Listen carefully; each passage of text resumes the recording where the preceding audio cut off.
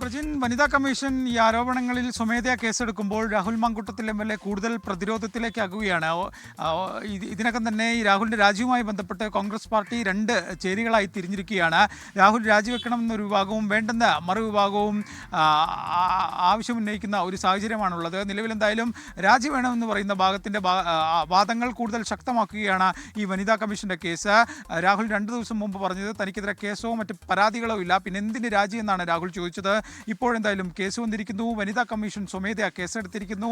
സംസ്ഥാന പോലീസ് മേധാവിയോട് ഉൾപ്പെടെ വിശദീകരണം ചെയ്തിരിക്കുന്നു. ഈ സാഹചര്യത്തിൽ എന്താണ് പുതിയ സാഹചര്യത്തിൽ രാഹുലിൻ്റെ നിലപാട് എന്താണെന്ന് അറിയേണ്ടതുണ്ട്. പക്ഷേ ഇന്നെന്തായാലും ഇനി രാഹുൽ മാധ്യമങ്ങളെ കാണാനുള്ള സാഹചര്യം ഇല്ല. അല്പസമയം മുമ്പാണ് രാഹുൽ മാങ്കൂട്ടം വിളിച്ച വാർത്താ സമ്മേളനം റദ്ദാക്കിയത്. ഉന്നത നേതാക്കളുടെ ഇടപെടലിനെ തുടർന്നാണ് ഈ ഒരു വാർത്താ സമ്മേളനം തന്നെ ഒഴിവാക്കാനുള്ള ഒരു തീരുമാനത്തിലേക്ക് എത്തിച്ചേർന്നതെന്നാണ് നമ്മൾ മനസ്സിലാക്കുന്നത്. കാരണം തുരുതുര ആരോപണങ്ങൾ എത്തുന്ന ഘട്ടത്തിൽ വീണ്ടും രാഹുൽ ഇതിനെ പ്രതിരോധിക്കാൻ ഇറങ്ങി കൂടുതൽ പ്രശ്നങ്ങളിലേക്ക് കാര്യങ്ങൾ കൊണ്ടുപോകരുത് എന്നൊരു നിർദ്ദേശം നേതൃത്വം നൽകിയതിൻ്റെ അടിസ്ഥാനത്തിലാണ് ഇപ്പോൾ പ്രഖ്യാപിച്ചൊരു വാർത്താ സമ്മേളനത്തിൽ നിന്ന് പിന്മാറിയത്. ഒപ്പം തന്നെ ഈ രാജി എന്നൊരു ആവശ്യത്തെക്കുറിച്ച് രാഹുലിന് കൃത്യമായി കോൺഗ്രസിലെ മുതിർന്ന നേതാക്കൾ ഇതിനകം തന്നെ സന്ദേശം നൽകിയിട്ടുണ്ട്. അതായത് രാജി വെക്കണമെന്നൊരു നിർദ്ദേശം രാഹുലിന് അനൗദ്യോഗികമായി കോൺഗ്രസ് പാർട്ടി നൽകിയെന്നാണ് നമ്മൾ മനസ്സിലാക്കുന്നത്. പക്ഷേ രാഹുൽ ഇതുവരെ ആ പാർട്ടിയുടെ ഈ അനൗദ്യോഗിക സന്ദേശത്തോട് പ്രതികരിച്ചിട്ടില്ല. ആ രാജി എന്ന തീരുമാനത്തോട് മാനസികമായി പൊരുത്തപ്പെട്ടിട്ടില്ല, ഒരു തീരുമാനം എടുത്തിട്ടില്ല എന്നുള്ളതാണ് സാഹചര്യം. പക്ഷേ